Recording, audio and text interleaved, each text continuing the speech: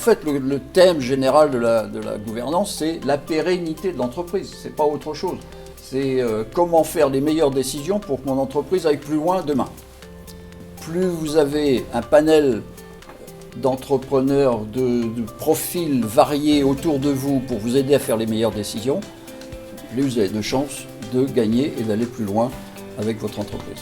Très récemment, je rencontrais une start-up et quelqu'un qui accompagne de très nombreuses startups et il nous a dit, nous on a identifié la gouvernance maintenant comme étant vraiment un des facteurs clés, si ce n'est le facteur clé en fait, de la réussite dans la durée d'une start-up.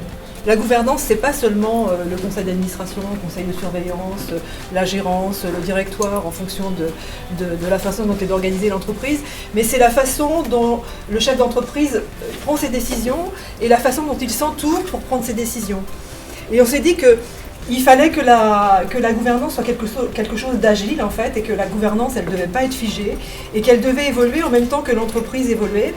C'est clair qu'en France, d'une façon générale, en France, le recrutement de dirigeants, ça se passe aussi à 2/3 par le réseau. C'est un poids qui n'existe pas. Je parlais de la Grande-Bretagne tout à l'heure. 80% des postes de dirigeants sont fournis par les cabinets. Cette cooptation entre gens qui se connaissent, c'est un côté sympa, mais ça a une limite dans l'enrichissement du débat.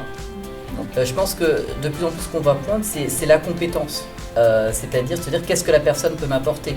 Et j'ai envie de vous dire que dès lors que vous sortez du schéma justement administrateur, c'est ma relation, ma connaissance, j'ai envie de dire que quand on échange avec les dirigeants, ils sont plutôt en attente de se dire qu'est-ce que la personne peut réellement m'apporter. Parce que si une fois que vous avez oublié le copinage, ou en tout cas le premier cercle, les dirigeants ne sont pas idiots. En général, ils cherchent plutôt des gens qui peuvent leur apporter quelque chose.